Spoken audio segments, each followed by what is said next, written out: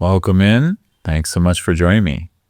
My name is Scott, for those of you who are new to my channel or podcast. On my channel and podcast, I make content on Buddhism and meditation, more practical tips for modern meditators.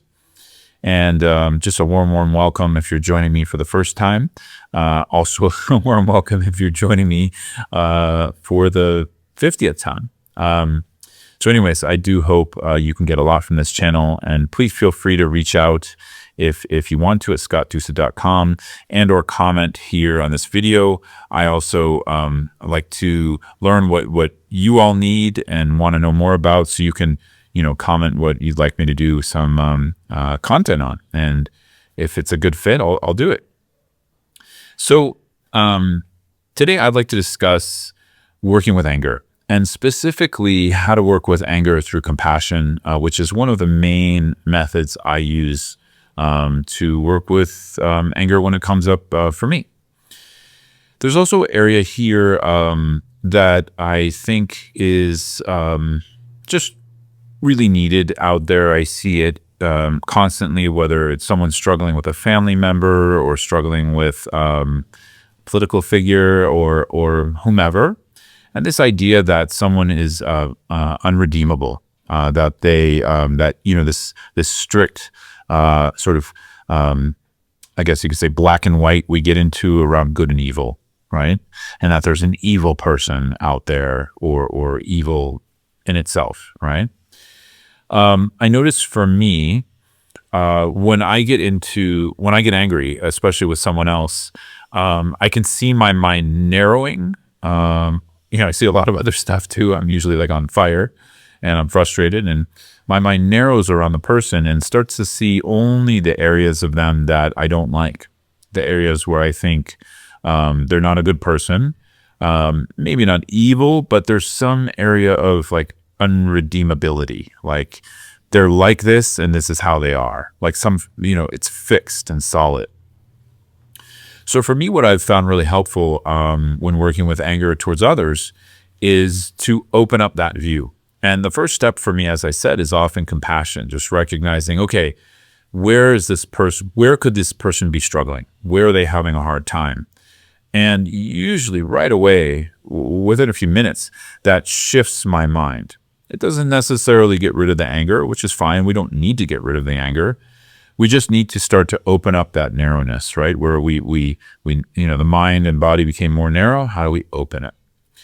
So in particular, this works really well for me. Just recognizing the humanity of the person, recognizing that, they might be struggling in a certain area. I would say even someone who is unkind, it means they're struggling with kindness. It means they're struggling with how to see others as redeemable themselves, right? And if we've known times in our life when we were struggling with kindness or struggling with compassion for others, we know that's not a nice place to be. There's a lot of pain in that way of being, right? And same, in anger itself, there's a lot of pain in that. So whatever it is, whatever we see in the other person that is dislikable, we can also see it as a form of pain. And this will start to melt the ice. This will start to soften our heart, right? Another area is often what we reflect on in traditional Buddhism is recognizing that all beings have Buddha nature, that underneath someone's destructive actions, there's confusion in regards to those destructive actions. We don't have to like them, the destructive action. We don't have to agree with it. We can actively work against it if we feel it's destructive. But underneath, we recognize there is potential for that person to develop compassion, become more loving, become more peaceful, more kind, right? So we never, or I should say, one helpful tip here is to never relegate someone to permanent evil, right? In the sense that everyone has the potential. Everyone has the potential to develop their awakened heart, to develop kindness, as I said, compassion and love. And even if we go in history, even some of the worst characters or sort of how history views them as some of the worst characters in the world, they most likely love something, right? They most likely had something they were close to that they were very kind to, even if it was a plant, right? I haven't really found anyone in particular that was like so cold and evil they didn't love anything, right? Maybe we can find some examples, but either way, I would still say there's this potential, right? There's a seed. So that really helps me also, because when I'm angry with someone, when I'm struggling with them, whether I know them directly or it's a public figure, I remember that. I remember they have the potential for warmth, love. They have the potential for kindness, even if they're not actively engaging it. And they are redeemable. They're fundamentally okay, even if they're struggling a lot and creating suffering for others, right? So here I want to name something, because I'm imagining some of you are thinking this possibly. When we develop this compassionate approach with our aggression towards others, we're also not validating someone's destructive behavior. We're not saying, well, then, hey, go for it, go and sort of, mess up other people's life or mess up my life. No. Compassion is not weakness. Compassion is strength, where we're recognizing the root of suffering that we all go through in life, and that we're all redeemable. We can all change, right?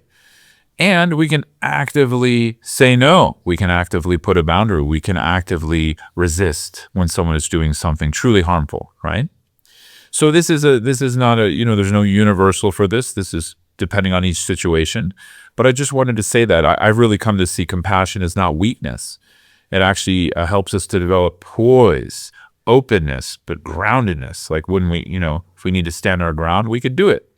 But we can do it in a way without anger, where we're not also, heaping up that burden of the constriction and the pain of anger and aggression and, for some rage.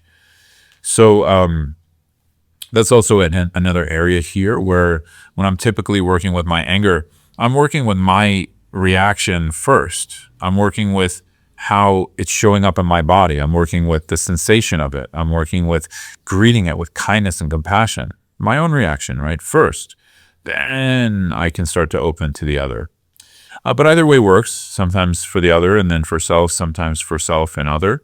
And then eventually we get to a place where we start to see more of a universality towards suffering and pain and stress and dissatisfaction. We see we all experience it in different ways. And we start to soften towards that. We start to have compassion towards our own pain and stress. And therefore, we can start to see and have compassion towards the pain and stress of others, even when they look irredeemable or extremely difficult. And this loosens things. It opens it up. And I would venture to say, actually, we can come up with better solutions to problems that way, right? I haven't really seen like great solutions come out of aggression in my life personally. Like when I'm in a bad mood or I'm struggling with I'm annoyed or I'm struggling with anger, I don't usually react in the best way and I don't come up with the best solutions.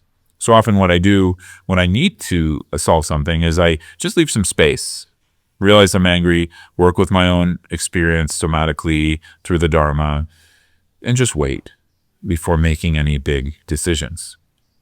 So anyways, I think I'm going to leave it there. I just wanted to keep this one kind of short and sweet. There's a whole heap of things we can say. There's also like a lot in traditional Buddhism on working with anger and patience, etc. But these are the things that tend to help me the most. So let me know in the comments if you're watching on YouTube, if this is helpful or you want to share anything that helps you, or if you want to ask a question or you want me to say more on this or, more on the practices behind this. I'm happy to do that. If you're listening to this on Spotify, iTunes, or somewhere else, you can always write to me at scotttusa.com. And I'd love to hear your feedback. Thanks so much, everyone.